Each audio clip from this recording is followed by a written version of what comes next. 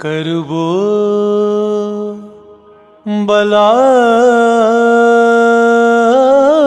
کے ماہ منور تجھے سلام، جلتی زمین پہ لاشے بے سر تجھے سلام، کربو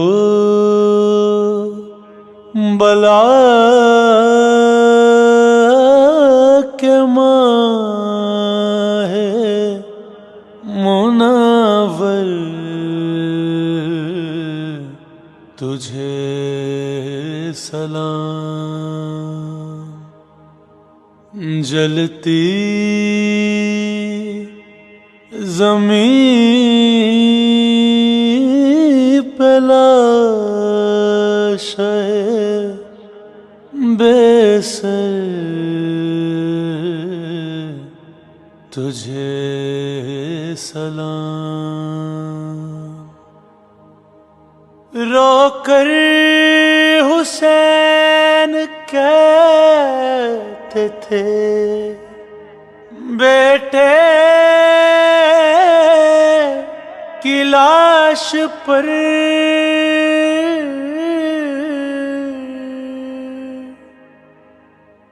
رو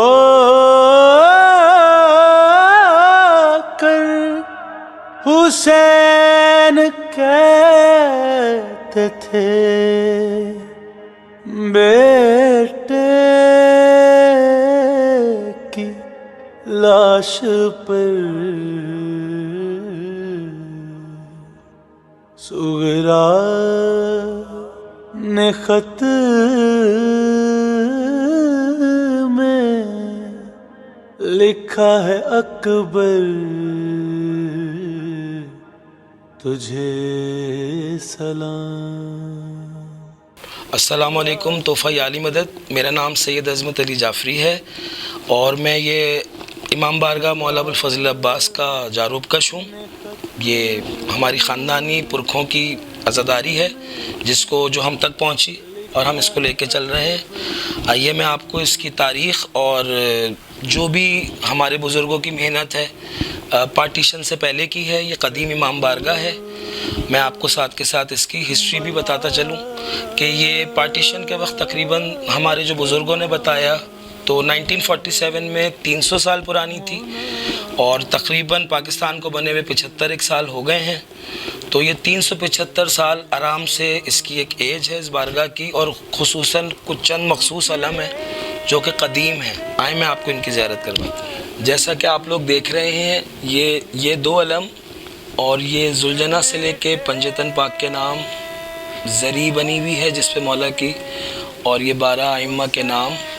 یہ قدیم لکھنؤ کا سیٹ ہے جو لکھنؤ میں سیٹ کہلایا جاتا تھا ایک بارگاہ کے شہنشین کا، کہ ذوالجناح سے لے کے سینٹر تک کے یہ 9 علم تقریباً بہت قدیم ہیں، جو جیسے کہ میں نے آپ کو پہلے بتایا کہ یہ پارٹیشن کے وقت ہمارے دادا نے جو بات بتائی گھر والوں کو کہ یہ 300 سال پرانے ہیں، اور اس میں 9 تبرکات، یہ 2 ادھر اور 2 ادھر، یہ سارے قدیم ہیں۔ اس کے بعد دور جدید میں یہ مولا علی سے منسوب کرتے ہوئے ہم نے اس طرح امام مہدی پہ اس کو مکمل کیا ہے۔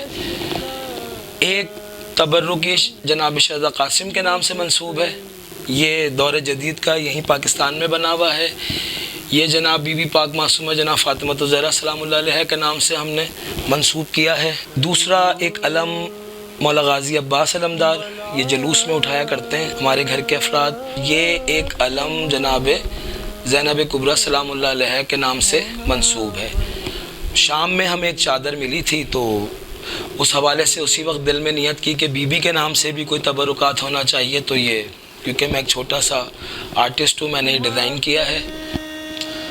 جس طرح آپ کو بتایا کہ جو قدیم علم ہیں ڈیزائنز، اس میں ایک یہ ہے جس پہ چاند بنا ہوا ہے مولا قمر بنی ہاشم کا، ایک پہ یہ جالی دار ہیں یہ ڈیزائن بیسیکلی، اور اس میں روزہ بنا ہوا ہے اسی دور کے حساب سے جو آرٹسٹ کاریگر کے ذہن میں تھا۔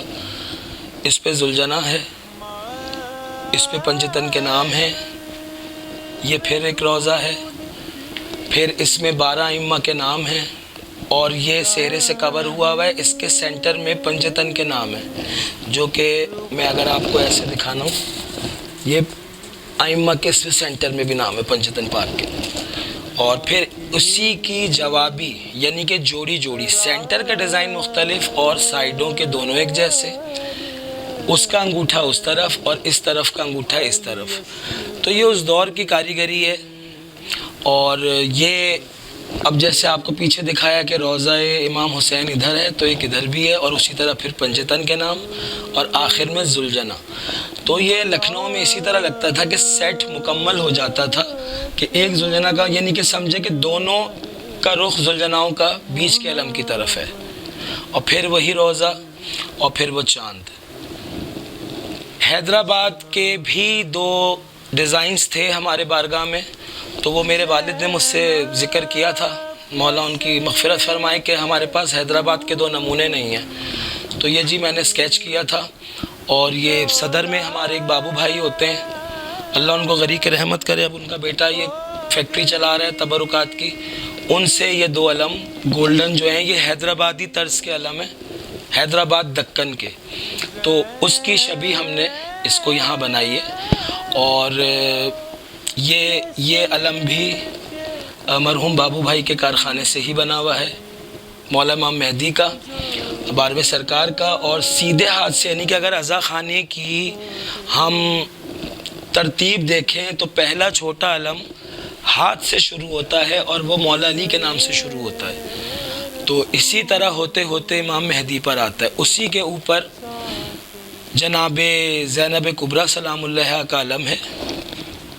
اور یہ اس کی میں آپ کو ایک خصوصیت بتاتا چلوں کہ یہ اس میں پرشین آرٹ تھوڑا سا ہے، یہ مجھ حقیر نے کوشش کی ہے کہ اس میں پرشین آئے، کیونکہ ہم جب زیارت پہ گئے تھے تو وہاں ہمیں ایک چادر تبرکن ملی تھی، تو ہم نے وہی نیت کی کہ جی ہم جناب زینب سلام اللہ کے نام سے ایک زیارت منسوب کریں، تو یہ اس وقت یہ علم بنایا گیا۔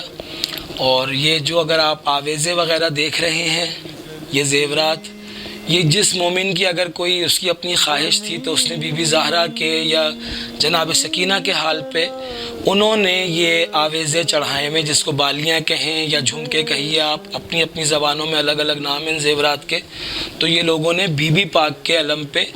اور اسی طرح سیدھے ہاتھ کی طرف جناب زہرا کا علم ہے، یہ علم بھی بابو بھائی کے ہاں سے ہم نے بنوایا، اور یہ میرے ہاتھ کا ڈیزائن ہوا ہوا ہے، اور یہ منسوب جناب فاطمۃ الزہرا سلام اللہ علیہا سے۔ اس پہ بھی جو زیورات ہیں یہ مومنین کی طرف سے نظر کیے ہوئے ہیں، کچھ ہمارے ہیں، کچھ لوگوں کی نظر ہے۔ اور پیچھے اسی کے بالکل ساتھ جناب قاسم کا علم ہے، یہ تقریباً 36 انچ اس کی لمبائی ہے چھتری کو ہٹا کے۔ تو یہ میری بڑی خواہش رہی کہ مولا کے علموں پہ سایہ رہے، تو چھتریاں ویلویٹ کی ہیں اور کچھ میٹل کی ہیں، تو بی بی پاک پہ بھی ویلویٹ کی چھتری نصب ہے اور مولا عباس کے علم پہ بھی ویلویٹ کی چھتری۔ ایک چیز میں آپ کی نالج میں یہاں لاتا چلوں تاکہ ناظرین سب دیکھیں کہ کچھ یہ ہر طرح کے پرانے فیبرک ہے، ویلویٹ ہے، بنارسی ہے، بروکیٹ ہے، پھر بنارسی، پھر بروکیٹ، اور یہ اس کو شنگھائی کہتے ہیں، یہ 2 شنگھائی، تیسرا شنگھائی، پھر بروکیٹ، پھر شنگھائی، پھر ایک ویلویٹ کے ایمبرائڈری کا۔ آج کل تمام افراد جو ہیں وہ کوشش ان کی ہوتی ہے کہ مولا کے علم خوبصورت سے خوبصورت پٹکے بنائے جائیں، تو وہ ایمبرائڈری کی طرف جاتے ہیں۔ میرا خود کا بھی کام ایمبرائڈری کا ہے، لیکن ہم نے جو قدیم طرز ہندوستان کی ہماری تھی وہ رسم ہم نے آج تک رکھی ہے کہ سارے مختلف رنگ اس میں لیے ہوئے ہیں، اور ایمبرائڈری کی طرف ہم اتنا نہیں گئے۔ اور یہ اس میں سے کچھ پٹکے تقریباً کوئی 1950s کے ہیں، 51 کے، جس میں سے ایک یہ اور ایک یہ، اسی طرح اس کا پیر دوسری طرف ہے، تو یہ قدیم ہے، باقی سب اسی دور کا ہے اور زیادہ تر چیزیں نہیں ہیں۔ تو ہم نے اپنا جو کلچر تھا، رسم تھا لکھنؤ کا، اس کو ہم نہیں بھولیں، اور ہم نے اسی طریقے سے عزا خانے کی تزئین و آرائش کی ہے تاکہ دیکھنے والے کو وہی رنگ نظر آئے جو پارٹیشن سے پہلے ہوا کرتا تھا۔ چاہیں تو ہم بھی آج ویلویٹ پہ سارے ائمہ کے نام لکھ دیں اور حسین سے حسین امبرائڈری کر، لیکن ہم نے اپنا کلچر نہیں چھوڑا۔ اور یہ لکھنؤ کی جو بھی دیکھ رہے ہیں وہ جانتے ہیں کہ لکھنؤ میں اسی طریقے سے ملٹی کلر پٹکے ہوا کرتے تھے اور ہم اسی پہ آج تک قائم ہیں۔ یہ سینٹر میں سہرے کی خواہش ہوئی، بڑا دل چاہا کہ شہزادہ علی اکبر کا سہرا ہو۔ کربلا میں 2 ہی سہرے ہیں، ایک مولا قاسم کا اور یہ جناب صغرا سے نسبت ہے مولا علی اکبر کا، تو یہ ہم نے یہیں کے ایک سونار سے یہ سہرا بنوایا سچے موتیوں کا اور اس میں جڑائی ہے۔ یہ علم جو ہے مولا عباس کا، یہ سونے کا ہے، اور یہ کیونکہ میرے دادا کی خواہش تھی کہ ہندوستان میں پانی پت میں جب درگاہ لٹی تو اس میں کافی سونے کے علم تھے اور بڑے بڑے سائز کے تھے، تو وقت اور حالات کے تحت میرے والد نے بڑی محنت سے یہ سونے کا علم بنوایا، اور یہ بھی صدر میں سب سے پہلے بابو بھائی سے جو ہمارے تعلقات بنے وہ اسی پنجے کے تھرو بنے، اور بہت ٹائم بعد یہ بڑی محنت سے پیسے جوڑ کے ہم نے اپنی نیت پیش کی ہے مولا کی بارگاہ میں، اور اس پہ ایک عدد سہرا ہے، یہ میری مرحومہ نانی کی طرف سے چڑھایا گیا ہے۔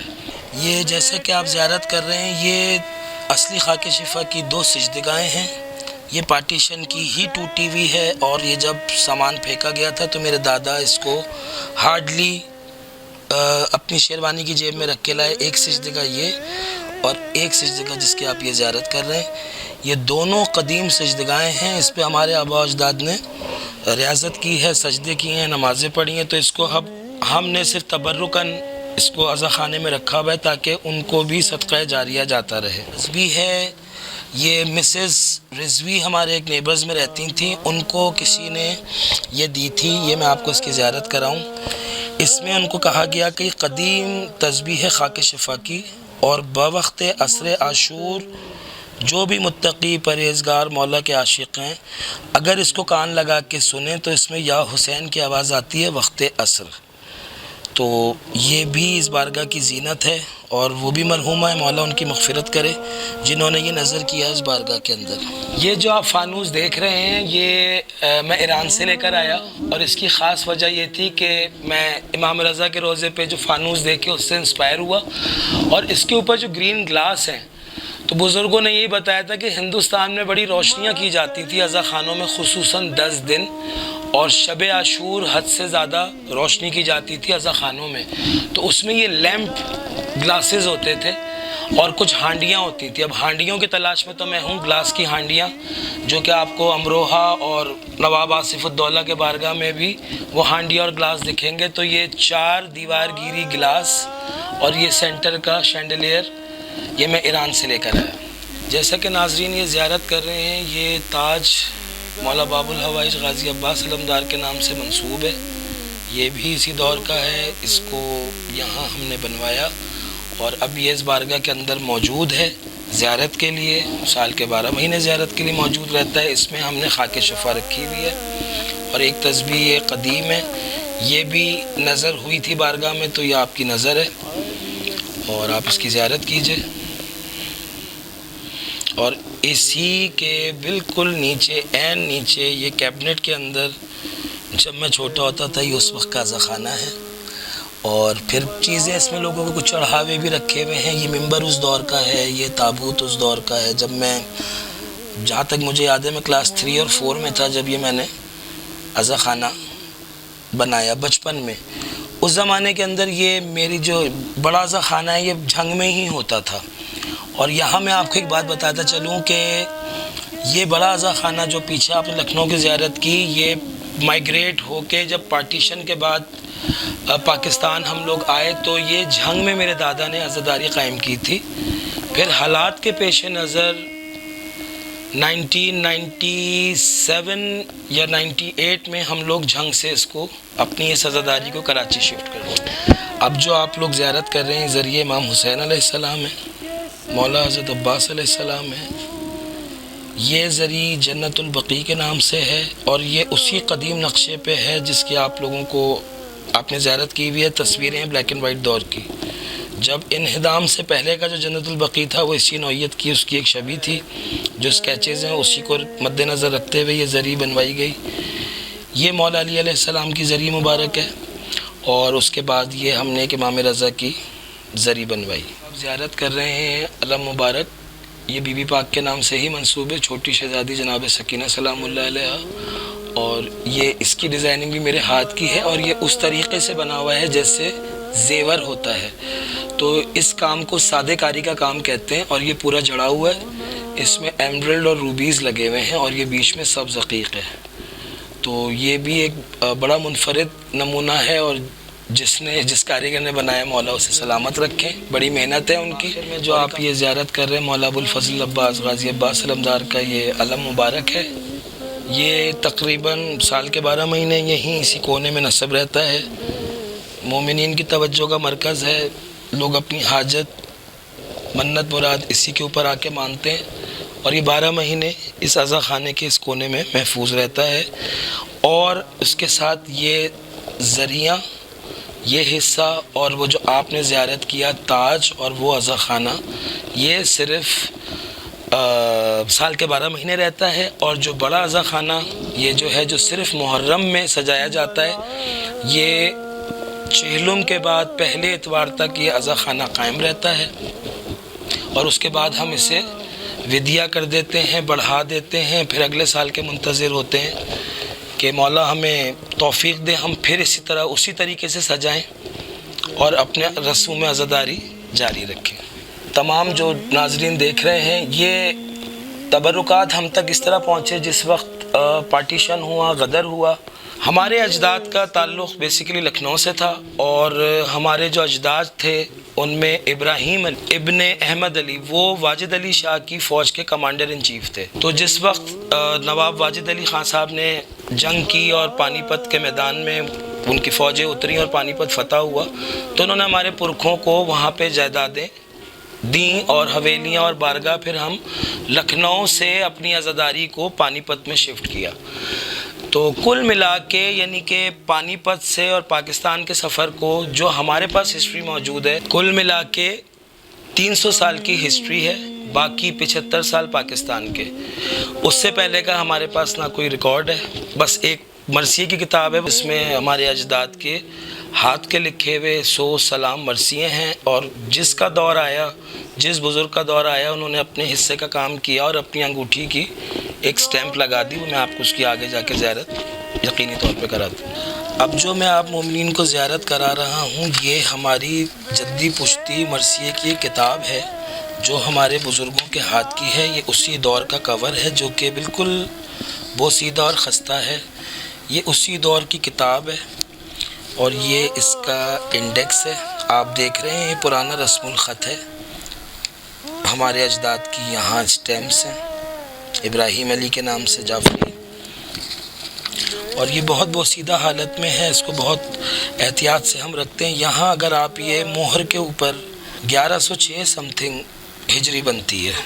جو اجداد آتے گئے، جس دور میں انہوں نے اپنا کلام لکھا، اس کو آگے بڑھاتے ہوئے اپنی سند کی ایک مہر لگا دی انگوٹھی کی.